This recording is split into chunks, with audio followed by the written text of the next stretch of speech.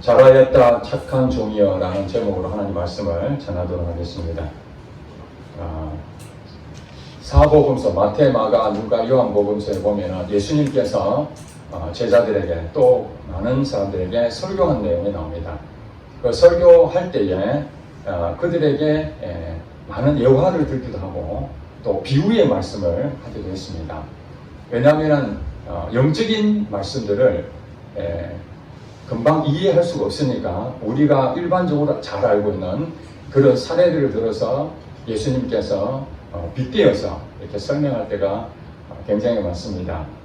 오늘 본문도 삭개오를 통해서 그가 어떻게 죄인이었지만은 구원을 받았는지 거기에 대해서 설명을 하고 하나님 나라에 대해서 예수님이 말씀을 전할 때에 오늘 10절에 보니까 그들이 이 말씀을 듣고 있을 때 비유를 더하여 예수님께서 비유로 말씀하십니다.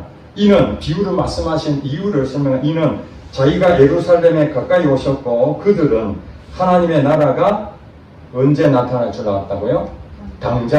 당장에 하나님 나라가 이 땅에 임할 것으로 그 당시에 사람들은 생각했다는 것입니다. 즉 예수님께서 예루살렘에 올라가시면은 여러분 잘 아시다시피 나귀를 타시고 왕으로 오신 그런 행사를 하는 거잖아요. 그래서 이스라엘 백성들은 당시에 로마의 압제를 당하고 있어서 시대의 영웅을 찾고 있었습니다. 성경에 보니까 한 아기가 태어나서 하나님 나라가 이 땅에 임할 것이다. 우리가 볼 때는 영적인 하나님 나라를 말하고 있지만 육적인 이스라엘 백성들은 자기 나라를 회복하는 그 천국 하나님 나라를 이 땅에 이루어질 것으로 실질적으로 그렇게 그들은 믿었습니다. 그래서 예수님께서 예루살렘에 이제 가까이 오시고 또 많은 얘기를 하니까 이제 드디어 우리나라가 해방이 되겠구나 이런 생각을 할 때에 예수님께서 비유로 말씀하셨다는 겁니다. 그러니까 이 비유라는 것은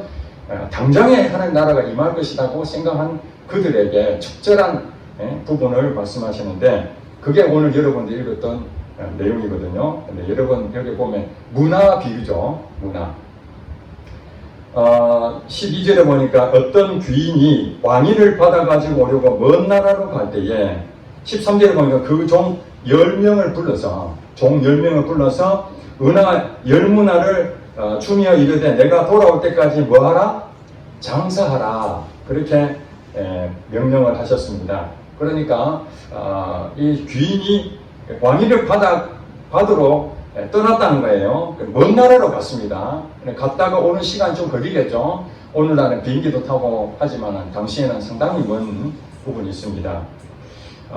그런 상황에서 14절에 보니까 장사하라 자기 종들한테 얘기해놓고 갑자기 14절에 다른 얘기도 들어갑니다. 그런데 그 백성이 그를 미워하여 사자를 뒤로 보내어 이르되 우리는 이 사람이 우리의 왕됨을 원하지 아니하나이다 하였더라. 이렇게 장사하라 하고 갔는데 당시 그 백성들은 이 종은 아니에요. 이 귀인의 종들에게는 문화를 주고 10명이니까 한 문화씩 줬겠죠. 10문화를 나눠서 그리고 장사하라 그러고 그 당시에 있는 왕위를 가지려고 하는 그 백성들은 그를 미워하여 이 왕위를 가지러 간 이 사람을 미워했다는 거예요. 그래서 사자를 보내가지고 한마디로 전령을 보낸 것이죠. 뒤로 보내어 우리는 이 사람이 우리 왕됨을 원치 않는다. 이렇게 했다는 것입니다. 이것은 비유의 말씀이지만은 사실 당시에 이런 사실이 실제로 있었던 사건이 있었습니다. 여러분 아시다시피 예수님 탄생할 때에 헤롯 대왕이라고 있었죠. 동방 박사가 별을 보고 아기 예수를 찾으러 갔다가 헤롯 왕에게 가게 되죠. 그 헤롯 왕에 가서 이제 경비한다는 얘기를 듣고 너가 그 찾으면 내한테 말해주라. 내가 가서 경비하리라. 죽이려고 그랬던 것이죠. 이것이 이제 헤롯 대왕인데 헤롯 대왕은 이삭의 형제가 있죠. 이삭의 야곱의 형제가 에돔이죠. 그렇습니까? 에서가 에돔이라는 그 별명을 갖고 있습니다. 그래서 이 에돔의 후손이 가운데에 이 헤롯이 있었습니다. 그래서 그 헤롯 왕의 아버지가 로마 황제한테 가서 아부를 잘해가지고 자기 아들에게 왕위를 얻을 수 있도록 허락을 받았습니다. 그래서 이 헤롯 대왕이 예수님 당시에 부귀영화를 누리고 있었죠.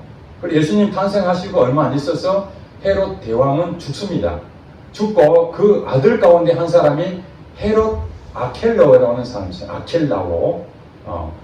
뭐 헤롯이 여러 사람이 있는데 여러분들이 이제 나중에 보면 지금 시간이 없어서 헤롯 아켈라오라는 사람이 아버지가 죽었으니까 다시 로마 황제 아우구스투스한테 가서 왕위를 허락을 받으려고 떠났던 사실이 있었습니다. 여기서 말한 대로 귀인이 왕위를 받으러 멀리 떠나는 그 상황에서 백성들이 그를 미워하여 사자를 보내고 우리는 이 사람이 우리 왕됨을 원하지 않습니다. 이런 것처럼 유대인들은 에돔의 그 통치를 받는 것이 별로 좋아하지 않았습니다.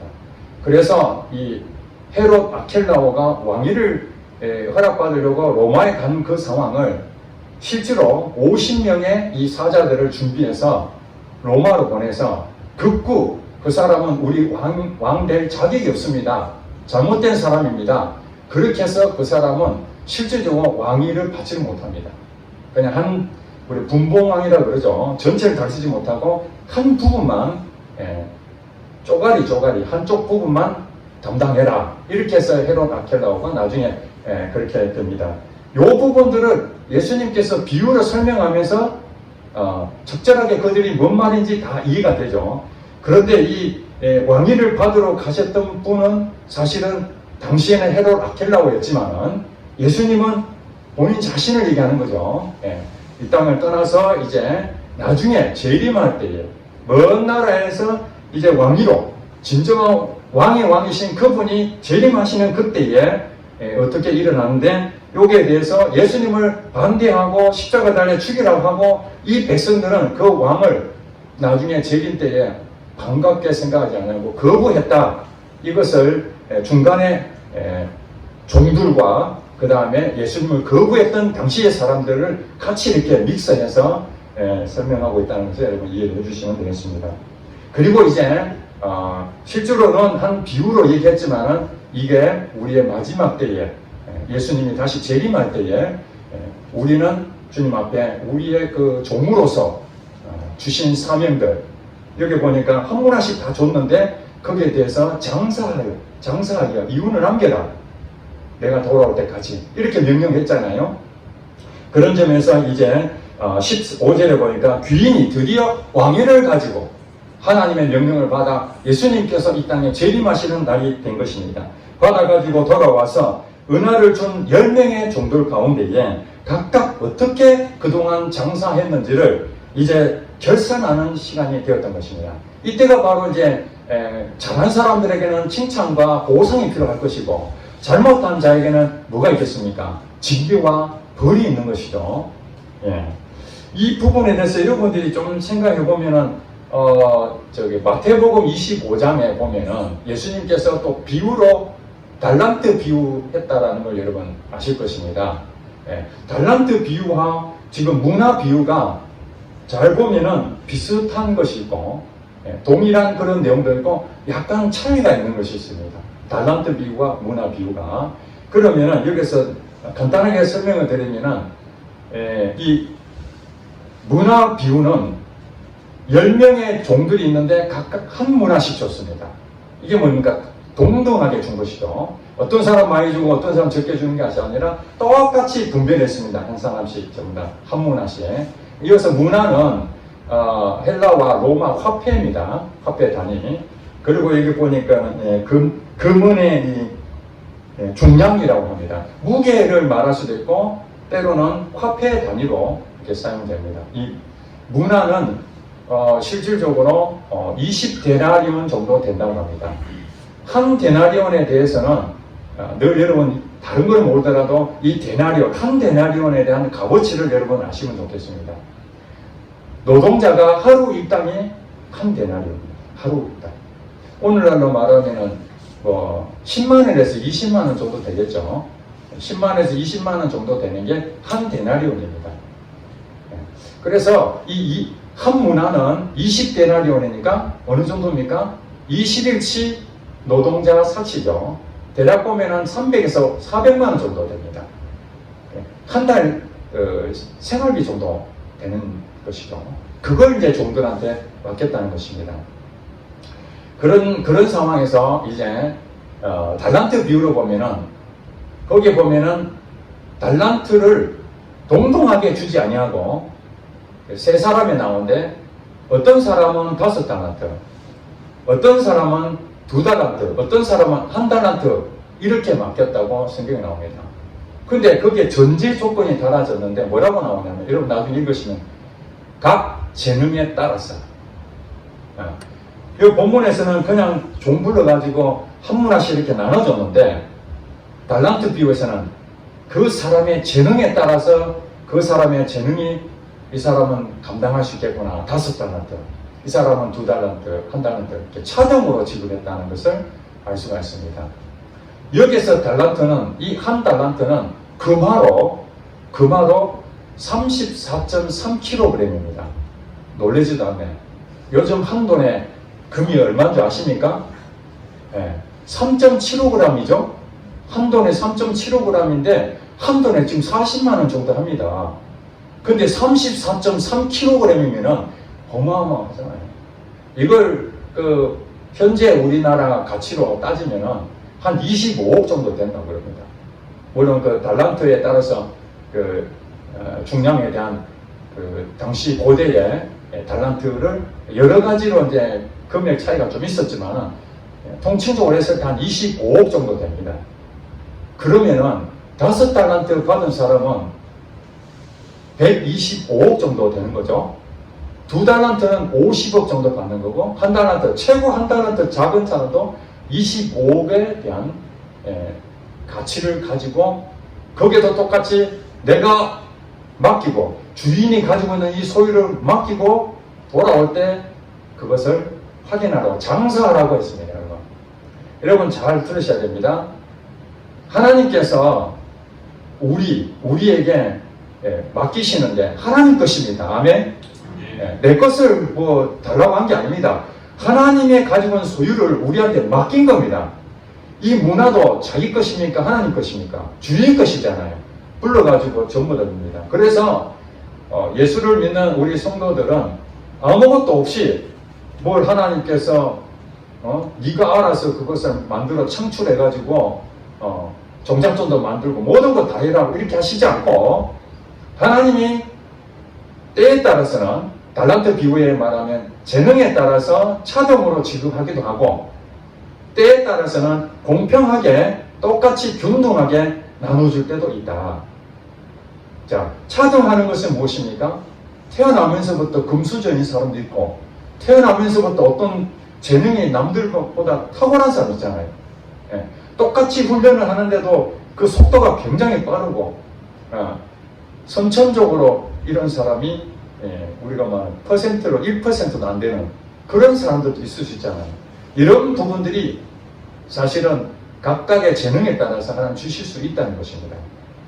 그런데 그 재능에 주신 것은 그 재능을 능가하지 못한 사람에게는 좀 작게 하나님께서 원하시는 거죠. 나중에 계산하니까 어떻게 됩니까? 5달란트 받은 자가 5달란트를 가져오고 2달란트 받은 자가 2달란트 가져오고 그렇게 했지 않습니까? 그래서 2달란트 받은 자가 물론 5달란트, 10달란트 그렇게 만들 수도 있지만 여기서 비율은 뭐냐면은 하나님께서는 차등은 주지만은 달란트를 각각의 차등을 두지만은 그러나 결산할 때는 똑같이 취급하신다는 걸 알 수 있습니다. 달란트 비유에 보면은 5달란트 남긴 자가 하나님 앞에 주인한테 옵니다. 그래서 뭐라 그럽니까? 잘하였도다 착하고 충성된 종아. 네가 지극히 작은 일에 충성하였으니 내게 너에게 많은 것을 맡기겠다. 이게 보상이죠. 너가 거기에 대한 그 결산을 했던 것에 대해서 착하고 충성된 종아 잘하였다. 그러면서 지극히 작은 일에 네가 충성했으니 내가 너에게 많은 것으로 맡기겠다. 이렇게 약속했습니다. 2달란트 남긴 자도 와가지고 똑같이 결산했는데 5달란트 말했던 그 사람에게 했던 말 그대로 지극히 작은 것에 네가 충성하였으니 내가 많은 것으로 너에게 맡게 똑같이 많은 것으로 너에게 맡기겠다. 이렇게 약속하십니다. 그러면은 여러분 5달란트 받은 자가 아니 이 사람보다 내가 더 많이 남겼으니까 내가 더 많이 가져야 되는데 이럴 수도 있지 않습니까? 그러나 여러분 포도원 비유 여러분 아시잖아요. 똑같은 거예요. 내 것을 가지고 내가 결정한다는데 네가 왜 그러냐. 새벽 일찍 와서 한 데나리온 받는 사람이나 5시 와서 1시간밖에 일을 안 하는 사람도 한 데나리온 받는 거, 늦게 와서 한 데나리온 받는 사람 너무너무 은혜인데 아침 일찍부터 와가지고 12시간 일해가지고 한 데나리온 받으면 1시간 일한 사람하고 12시간 일한 사람하고 똑같이 대접받는 기분 나쁘잖아요. 그렇지 않다는 거예요. 차등은 주지만 하나님은 그 사람이 가지고 있는 그 재능이 좀 부족하다 해서 거기에 대해서 공평하지 않고 더 많이 줄 사람 더 많이 주고 이렇게 안 하는 거예요. 그리고 여러분들이 어떤 헛수전이 또 여러 가지 약한 부분이 있다든지 이런 것 때문에 걱정할 필요가 없다는 거예요. 여러분한테 주신 것만 잘 장사하여 남기게 되면은 칭찬은 다 똑같이 공평하게 하신다. 아멘. 이것이 달란트 비유의 핵심입니다. 그런데 문화 비유로 따보게 되면은 한 달란트, 5달란트 이 비유 말고 여기에 문화 비유는 한 문화는 금액이 달란트 비유에 비하면 엄청 적잖아요. 300~400만 원밖에 안 되니까 사실은 이거 값어치로 말하면은 크게 도움이 되는 것이 아닙니다. 그렇다는 얘기는 뭡니까? 여러분 이렇게 생각하시면 됩니다. 때로는 하나님께서 우리에게 기도할 때 이렇게 기도하라 하면서 일용할 양식을 주시고 이렇게 하죠. 만나는 1년치 줍니까? 하루치 줍니까? 하루치 주잖아요. 딱 먹을 만큼만 주는 거예요. 만약에 여러분들 한 달에 생활비를 한 1억을 받는다 생각해 보세요. 이 돈을 한 달에 쓰는 게 300~400 정도면 충분한데 이걸 막 1억이 있으면은 이 남은 돈을 어디다 쓰겠습니까? 그걸 챙겨놓고 부자는 창고를 더 늘리고 집을 또 짓고 수영장 딸린 더 큰 저택을 더 만들고 빌딩도 사고 이 채물에 그냥 막 흥청만청하지 않겠습니까? 그런 점에서 하나님께서는 때로는 우리가 날마다 필요한 한 문화라는 그 부분에서 작은 거지만 이 작은 것이라도 최선을 다하는 충성된 모습을 하나님께서 원하셨지 않았겠나 그렇게 보여집니다. 그래서 하나님께서는 이제 다시 예수님께서 왕권을 가지고 이 땅에 오셨을 때에 결산을 합니다. 자, 그래서 이제 다 나오라 그러죠. 한 사람씩 한 사람인데 그 첫 번째 사람이 16절에 보니까 그 첫째가 나와 이르되 주인이여 당신의 한 문화로 몇 문화를 남겼어요? 10문화. 10개를 남겼다는 거. 엄청나게 남긴 거죠. 대단한 겁니다. 그러니까 주인이 뭐라고 합니까? 17절에 주인이 이르되 잘하였다 착한 종이여. 달란트 비유에서는 착하고 충성된 종이라 했는데 여기는 착한 종이여. 같은 얘기입니다. 착하라고 하는 것은 충성됐기 때문에 착한 거예요. 착한 종이여 너가 지극히 작은 것에 충성하였으니 이게 똑같은 거냐? 충성하였으니 달란트 비유에서는 너가 작은 것에 충성하였으니 이 말은 사실은 우리가 하는 그 모든 사명은요 큰 게 없습니다. 다 작은 것들이에요. 그러니까 감당하는 거죠. 큰 일은 하나님이 하시고 작은 것들은 우리가 감당할 수 있기 때문에 작은 것만 주십니다. 아멘? 그러니까 우리에게 하나님 사명을 주신 것은 야 이걸 내가 어떻게 해? 어떤 사람 선교사 나가라니까 내가 어떻게 선교사 할 수 있어? 다 감당할 수 있기 때문에 그 일을 하게 하시는 거예요. 아무나 선교사 할 수 없잖아요. 감당할 수 있을 만큼 능력을 주시고 그것도 해결할 수 있도록 하나님 하시는 것입니다. 지극히 작은 것에 충성하였으니 그 다음에 보상이 뭡니까? 여기는 정확하게 얘기하죠. 10배의 권세를 차지하라. 달란트 비유에서는 내가 너에게 많은 것으로 맡기겠다. 그게 뭔지를 모르지만 많은 것으로 맡기겠다. 그러면 여기서 보니까 10배의 권세를 어떻게 말하면 주인 입장에서 자기 것으로 가서 장사를 했는데 남겼다고 남긴 건 당연한 거 아니겠습니까? 종이 주인의 말대로 순종한 것 뿐이에요. 주인이 말한 대로 종을 했을 뿐이지 뭔가 대가를 바랄 것도 없었습니다. 그런데 주인이 돌아와서 결산했더니 거기에 대해서 칭찬하면서 10고울의 본서를 차지하라. 이게 보상이거든요. 여러분, 하나님 일을 감당하면요, 하나님의 말씀대로 순종하면 반드시 보상이 있는 줄 믿으시기 바랍니다. 네, 결산했는데 아무것도 없어요. 아니요. 반드시 결산에 대한 대가, 10고울을 차지한다는 거예요. 그 다음에 둘째가 왔습니다. 18절에 볼게요. 이르되 주인이여 당신의 한 문화로 5문화를 만들었습니다. 이렇게 왔습니다. 그러니까 19절에 주인이 그에게도 이르되 너도 5고울을 차지하라. 물론 앞에 부분은 생략했지만은 똑같이 저게 그 달란트 비유에도 칭찬했던 것처럼 이 사람도 똑같이 칭찬했을 것입니다. 너도 5고울을 차지해라. 5개 남겼다니까 5고울을 차지해라. 그런데 이제 20절에 보니까 또 한 사람이 왔습니다. 물론 10명 다 하진 않고 특별히 세 부류라는 것을 우리가 알 수 있습니다. 똑같이 문화를 받았는데 한 사람은 10개를 남겼고 한 사람은 5개를 남겼고 그 얘기는 무슨 얘기입니까? 똑같이 공평하게 줬는데 사람마다 때로는 많이 남긴 사람도 있고 적게 남긴 사람도 있다. 이해가 되시죠? 이것이 우리가 옥토밭에 대해서 예수님께서 비유로 하신 그 내용 아시죠? 옥토에 심겼는데 어떤 사람은 30배의 결실, 어떤 사람은 60배의 결실, 어떤 사람은 100배의 결실을 맺느니라 이렇게 말하거든요. 그러니까 옥토밭에 씨가 심겨지면 똑같이 딱 이렇게 나타나는 것이 아니라 사람의 이 하는 일에 따라서 어떤 사람은 30배의 결실을 맺은 사람, 60배에 맺은 사람, 100배의 결실을 맺은 사람이 이렇게 차등이 있을 수 있다. 그것은 우리가 인식을 해야 됩니다. 하나님이 똑같이 이렇게 주시는 것이 무엇일까요? 여러분, 이 세상의 모든 사람이 똑같이 받는 게 있습니다.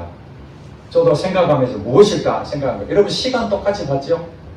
모든 사람은 24시간 똑같이 받습니다. 부자나 가난한 사람이나 모든 사람 딱 24시간입니다. 많이 주지도 않습니다. 이 한 문화처럼 많이 주지도 않고 딱 한 달 생활하실 만큼 주는 것처럼 우리에게도 24시간이라는 시간을 주어졌습니다.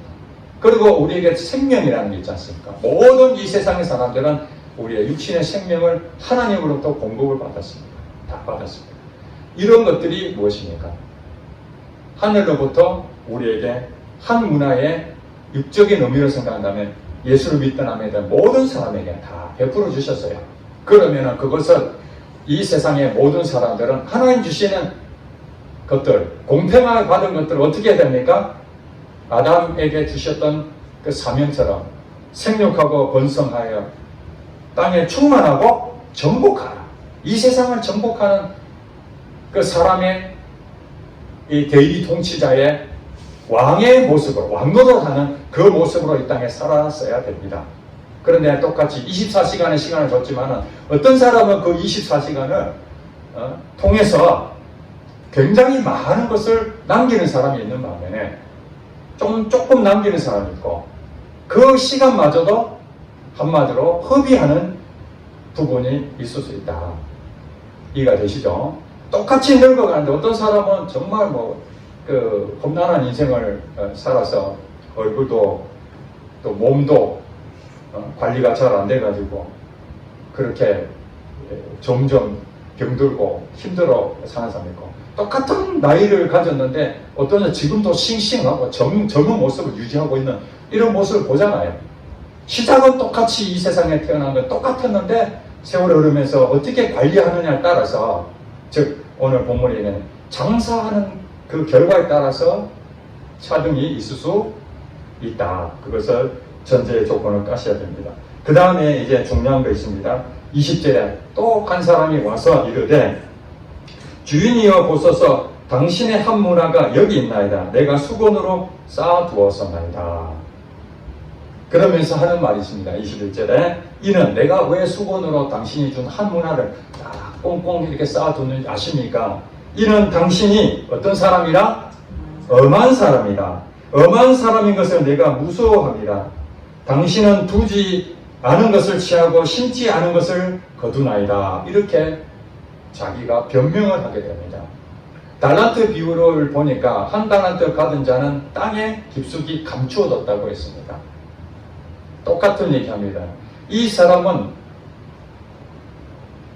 주인이 돌아올 때에 심지도 않고 거두고 또 두지 않는 것 가지고 또 취하는 이런 엄한 사람이라고 이 한 문화 감춰둔 수건에 쌓아뒀던 이 사람이 변명이 그런 얘기잖아요. 근데 문제는 뭐냐면은 이 사람이 주인에 대해서 그토록 같이 지냈는데도 주인의 뭘 원하는지, 주인의 뜻이 무엇인지를 알았다는 것입니까? 몰랐다는 것입니까? 몰랐다는 것이죠. 분명히 뭐라 그랬습니까? 내가 돌아올 때까지 13절에 보니까 장사하라. 뭐하라 그랬어요? 장사하라. 수건에 쌓아두라.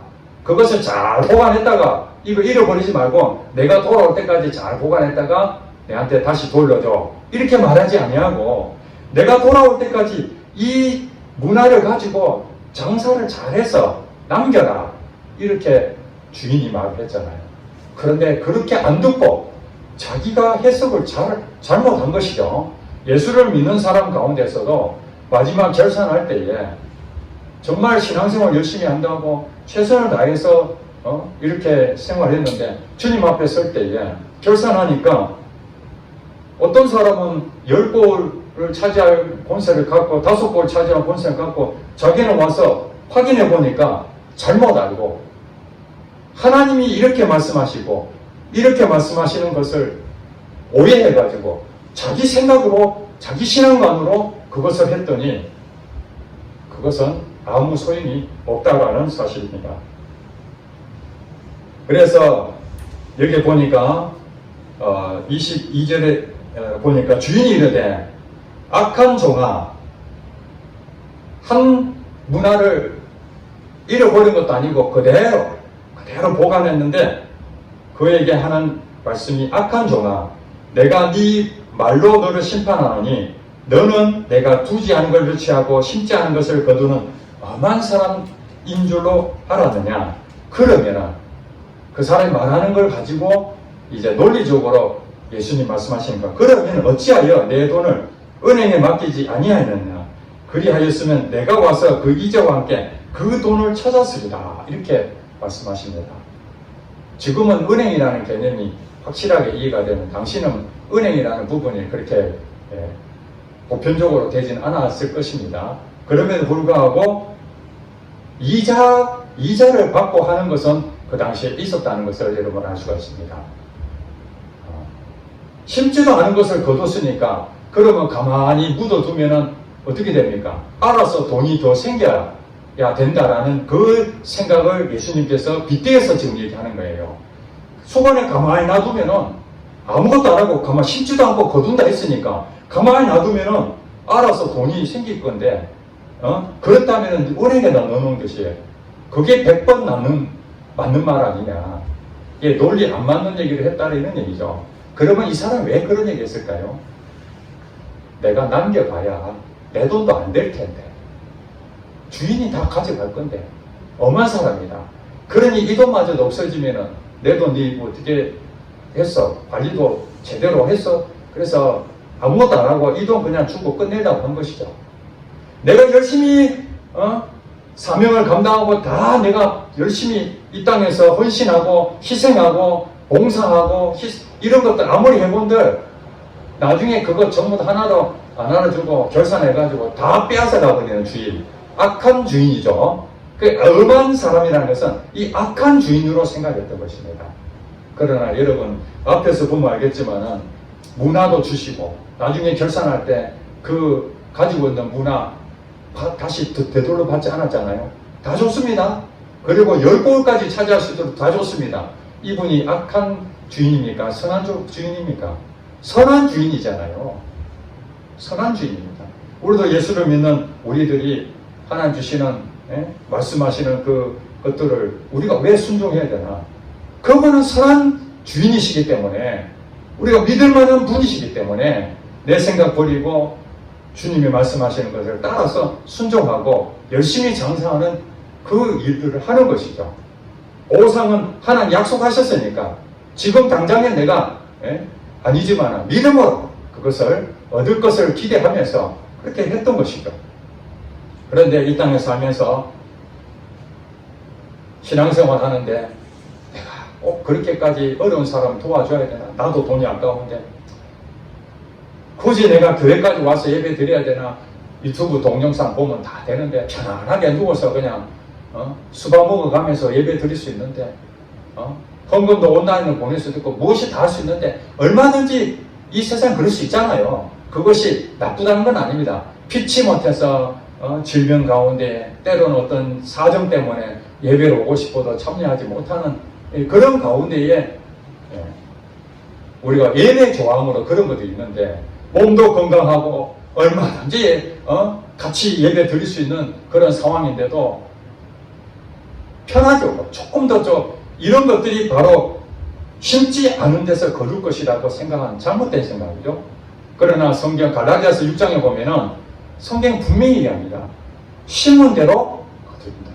많이 심는 자는 많이 거두고 적게 심는 자는 적게 거둔다. 이게 하나님이 말씀하신 기본 원칙입니다. 우리도 신앙생활하면서 때로는 힘이 들고 어렵고 그런 과정을 거쳐가면서 내가 이렇게까지 충성해야 되나? 하나님 눈에 보이잖아요. 천국만 가면 되지. 뭘 그렇게까지. 어떤 사람은 그런 얘기합니다. 하나님이 상급 받는다. 그래, 그런 상급도 필요 없어. 나는 그냥 천국만 가면 돼. 이 땅에서 내가 즐길 거 다 즐기고 마지막에 내가 천국 가면 되지. 굳이 천국에 더 많은 고을 얻어 뭐해? 이렇게 생각하는 사람이 있습니다. 안 가보니까 그런 말 하겠죠. 사도 바울은 갔다 왔잖아요. 갔다 와서 보니까 이거는 비교할 수가 없는 겁니다. 이 세상의 가치는 아무것도 아닌 거예요. 그랬더니 예수님께서 비유로 24절에 보니까 곁에 서는 자들이 이르되 그 한 문화를 빼앗아 10문화 있는 자에게 주라. 여러분 말도 안 되는 얘기하죠. 10문화 있는 사람은 한 문화 갖고 10개를 더 얻어 있는데 하나님이 주인이 그것까지 너 네 거야 이렇게 줘버렸어요. 그리고 그걸까지 10곡을 다스리는 본세까지 줬어요. 이게 뭡니까? 이 대박 난 거잖아요. 주인이 종한테 맡긴 걸 당연히 종은 자기 것이 하나도 없어. 소유권이 없어요. 종은 소유권이 하나도 없습니다. 아무리 열심히 일해도 자기 게 아니에요. 그러니까 이 마지막에 한 문화 받아가지고 수건에 숨겨뒀던 사람이 딱 생각해보니까 알잖아요. 열심히 노력해보니 주인 것인데 내가 왜 굳이 열심히 일해? 그냥 하나만 갖고 있으면 되지. 야단만 안 맞으면 되지. 이렇게 생각하는데 한 문화 있는 수건에 쌓아둔 그것을 빼앗아가지고 10문화 있는 자에게 줘버리라는 거예요. 그러니까 다른 사람들이 이런 얘기합니다. 25절에 그들이 이르되 주여 그에게 이미 10문화가 있는데요. 가진이 넉넉하게 있는데 거긴 줄 필요 없습니다. 주여 그럴 필요 없습니다. 그런데 26절에 보면 주인이 이르되 내가 너희에게 말하노니 무릇 있는 자는 받겠고 없는 자는 그 있는 것도 빼앗기리라. 그러니 하나님 말씀에 대해서 순종하지 아니한 것은 있는 것, 하나님 주신 그 시간, 하나님 주신 생명, 육적인 부분에서 그런 걸 줬는데도 그것을 잘 관리하지 못하고 낭비하고 잘못 사용하게 되면은 그것마저 다른 사람한테 줘버렸는데 잘한 사람한테 우리가 말하는 잘한 사람한테 너 정말 대단하구나. 그래 내가 유학 보내줄게. 너 보니까 공부도 열심히 하고 보니까 성실하고 충성되고 신실하고 이런 친구 내가 더 밀어줘야 되겠다 해서 이 사람 장학금도 받고 있는데 더 유학까지 보내줘. 이런 상황이 된 거예요. 그러니 여기서 우리가 배워야 될 것이 무엇입니까? 때로는 재능에 따라서 차등으로 하나님께서 주실 때도 있다. 어떤 사람은 직분에 대해서 서로가 차등이 있을 수 있고 어떤 사람 목사로, 어떤 사람 장로로, 어떤 사람 또 선교사로 이렇게 직분에 대한 부분이 있을 수 있죠. 그런데 제가 이것을 묵상하면서 한문화가 무엇일까? 문화. 육적으로 보면은 20데나리온, 300만에서 400만원 정도의 가치. 시간으로 말하면 하루 24시간, 매일 이렇게 육적으로 우리에게 동등하게 주시는 것이라면 영적으로 이 한문화는 무엇을 말할까? 그것을 한 주간 동안 묵상하면서 주시는 깨달음이 있었습니다. 그것이 무엇이냐? 우리 성도들에게 이 한문화는 하나님의 말씀이다. 아멘. 하나님 말씀인 거예요. 우리에게 성경을 주시고 예수님께서는 마지막 때에 결산하는데 이 하나님의 말씀을 우리에게 다 주셨습니다. 물론 값어치로 말하면 엄청난 값어치지만은, 그러나 이걸 성경책을 한 권 사는데 몇만 원 하죠. 적게는 10,000원, 20,000원 하고 비싼 거는 10만 원 하고 책 자체만 한다면 가치가 그렇게 많지는 않습니다. 그러나 이 안에 있는 값어치에 대해서는 무궁무진하겠죠. 하나님 말씀이 한문화의 의미를 가지고 있구나, 그런 생각이 있습니다. 그러면 하나님께서 여러분한테 하나님 말씀으로 전부 다 나눠줬습니다. 우리는 종입니다. 아멘. 주인이신 분은 하나님이시기 때문에 우리에게 이 땅에 재림하는 날, 때로는 우리가 먼저 죽어서 주님 앞에 가는 날, 그게 다 심판의 날 아닙니까? 그때 결산할 때까지 우리에게 뭘 줬다고요? 말씀을 주셨습니다. 말씀을, 하나님 말씀을. 그러니까 우리가 육적으로 무슨 돈을 받겠습니까? 그런 개념은 아니겠죠. 비유의 말씀이니까 영적인 의미로 공평하게 똑같이 말씀을 주셨습니다. 어떤 사람은 엄청나게 큰 말씀을 준 게 아니고 동등하게 다 똑같이 말씀을 주셨습니다. 그러면은 이 말씀을 가지고 뭐 해라고요? 내가 돌아올 때까지 장사하라. 장사하라. 그러면 이 장사하라는 의미가 뭘까? 장사하라는 의미가 뭘까? 하나님 말씀이 내게 임했으면 그 말씀대로 믿음을 가지고 행하라. 아멘. 믿음으로 행하는 거예요. 제가 성경 전체를 훑어보면서 하나님 우리에게 주신 사명이 무엇인가? 믿음으로 행하는 겁니다. 왜냐하면 오직 의인은 믿음으로 산다 이랬으니까 하나님 우리에게 돌아올 때까지 장사하라는데 우리가 무슨 돈을 받은 게 있습니까? 그 돈 가지고 뭘 하겠습니까? 물론 재능을 가지고 그 일에 대한 하나님 하시는 일에 대해서 쓰임은 받겠지만은 오늘 이 문화에 대한 부분들은 공평한 부분인데 하나님 말씀을 하나님 여러분 다 주십니다. 하나님 사인을 다 주십니다. 하나님 성경 말씀을 통해서 때로는 성령님을 통해서 다양한 방법으로 우리에게 말씀해 주시면은 그 말씀을 듣고 그 말씀을 믿어야 되는 겁니다. 그 말씀을 믿고 그 말씀대로 뭐 해야 된다고요? 행함으로 나타날 때 그때 열매가 나타납니다. 믿음의 열매가. 내가 믿습니다 그러는데 믿음으로까지 믿음에 대한 결실이 안 나타나면은 그거는 그 믿음은 파산해버리는 거죠. 없어져 버리는 겁니다. 여러분 오늘 말씀을 듣고 아멘 맞습니다. 그렇게 살아야 되겠습니다. 그리고 여러분 이제 집으로 돌아갔는데 하나님께 여러분에게 언제 어떨 때 모르지만은 여러분에게 말씀이 딱 임할 때가 있습니다. 그러면 그 말씀을 딱 붙잡고 그렇게 해야 되겠구나. 그러면은 여러분은 뭐 해야 됩니까? 그 말씀이 임했기 때문에 그 말씀대로 장사하러 가야 됩니다. 장사하러. 그 믿음의 행위를 해야 됩니다. 그런데 그것을 수건에 꼭 숨겨두면 그게 어떻게 됩니까? 결실이 없는 거죠. 결실이 없고 그럼 나중에 와서 내가 너한테 이렇게 해라고 했는데 뭐 했노? 그냥 그대로 갖고 있었습니다. 이렇게 됐다는 거예요. 그러니까 성경에 보면은 계속해서 믿음을 강조하는 이유가 뭡니까? 하나님은 우리에게 믿음을 요구하는데 믿음이 없이는 하나님을 기쁘시게 할 수 없다. 이게 뭐예요? 장사해가지고 돌아오는데 하나님 너무너무 기쁘잖아요. 주인이 잘했다. 충성된 종아. 착하고 충성된. 이 말은 이 주인이 너무너무 즐거웠다는 거 아닙니까? 기뻐했다는 거 아닙니까? 그러면 장사해서 남겼다는 게 뭐예요? 믿음을 한마디로 이 하나님 말씀을 줬는데 그 말씀을 믿음으로 가지고 행동으로 옮겨진 사람이 어떤 사람은 10개의 문화를 남겼다는 말이 무엇입니까? 거기에 대한 결실이 믿음에 장성해졌다는 거죠.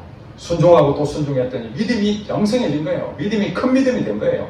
근데 어떤 사람은 중간 정도 믿음을까지 가진 사람. 그게 이제 5문화를 남긴 사람이다. 2문화를 남긴 사람은 내게 말씀을 주셨는데 한마디로 믿음이 조금 성장한 사람이 있을 수 있는 거죠. 그런데 하나님께서 말씀을 주셨는데 아예 믿음의 바닥인 사람은 한마디로 말해서 이 수건에 쌓아준 사람밖에는 안 되는 것이죠.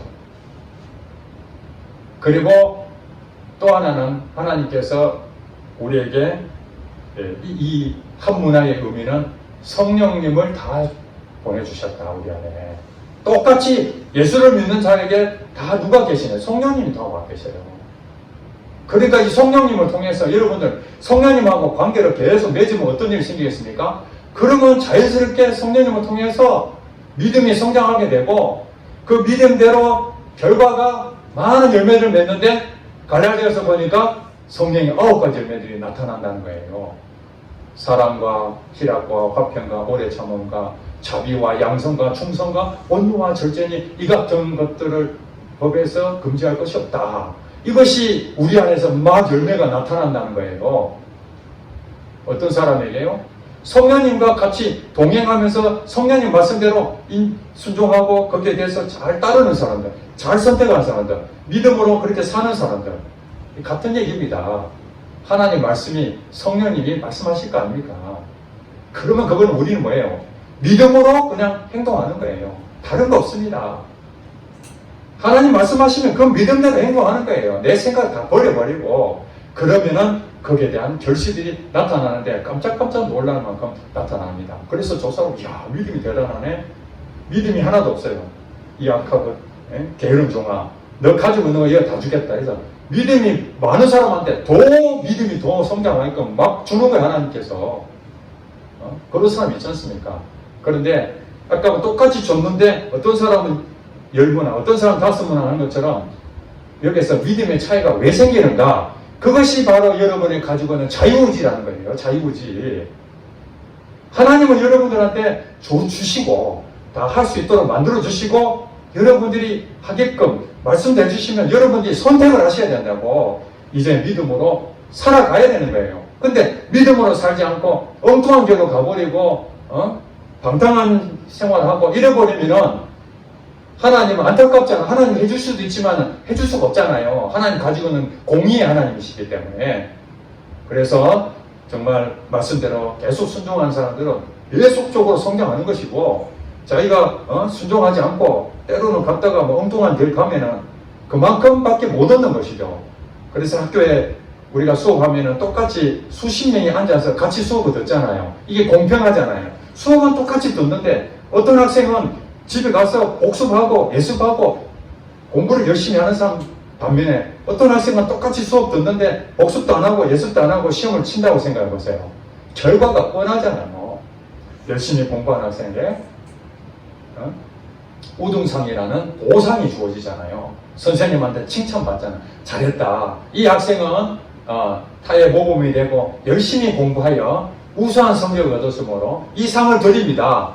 이게 하나님과 상징적인 의미겠죠. 그런데 게으르고 나태하고 그런 사람은 어떻게 됩니까? 유급을 당하잖아요. 정압을 당하든지 진급을 못하고 하나님 뻐벅거리는 경우도 있잖아요. 이런 것도 이 사회가 있는데 하나님 나라에서 공짜가 없습니다. 신문대로 거두습니다. 그러니까 여러분들이 이게 여러분 잘 아셔야 돼요. 하나님은 선하신 분이다. 내게 뭘 원하시고 말씀하시고 그런 것들은 나를 잘못된 길로 가라는 것이 아니라 뭐 한다고요? 여러분한테 복을 주려고, 쌓을 것이 없도록 부어주려고 물질도 주시고 여러분 재능도 주시고 시간도 주시고 말씀을 주시고 이렇게 계속해서 여러분한테 공급을 하십니다. 근데 여러분들이 쌓아놓다가 때로는 한꺼번에 주지 아니하고 달란트 비유처럼 안 하고 한 문화 정도 조금씩 이렇게 주실 수 있습니다. 우리는 어떻게 해야 됩니까? 거기에 대해서 선택을 끊임없이 주님 편에 믿음으로, 아멘, 믿음으로 행동, 이것이 계속하게 되면은 결국에 여러분들이 마지막 가가지고 결산할 때, 야, 어떻게 이렇게 많은 문화를 남겼지? 그때는 몰랐는데 결산할 때에 잘했다, 착한 종이요. 이거 하나 듣는다면은 여러분 성공한 거 아닙니까? 이 세상에 부귀영화를 누려본들 그것 하나도 못 가져가는데 주님 앞에 섰는데 잘하였다 착하고 정성된 종아 그러면서 하나님이 예비된 그 나라 상급을 준다면은 그 기쁨이야말로 이 세상에 로또 당첨되는 것보다 그보다 못하겠습니까? 엄청난 복을 누리게 될 것입니다. 그러므로 여러분들이 하나님은 악한 하나님이 아닙니다. 내가 열심히 헌신해봐야 그거 다 하나님 다 가져갈 것이 나는 아무것도 없는 그냥 한마디로 그 노예처럼 살다가 그렇게 피 빨아먹는 고리 대금업자처럼 내 돈 벌면 전부 다 빚 갚은 데 다 주는 것처럼 나를 그렇게 하고 버리려고 하는 거 아닌가? 그건 악한 하나님을 라고 생각하는데요. 그러지 않고 하나님은 우리 것을 다 주시고 있는 대로 다 주시고 여러분이 흘려보냈다고 해서 그걸 끝나는 게 아니면 다시 돌아서 더 넘치도록 채워주신다는 그 하나님 그 경험하면은 야 정말 하나님 선하신 분이다. 하나님 정말 감사합니다. 이런 고백이 여러분의 일상이 일어날 줄로 믿습니다. 기도하겠습니다.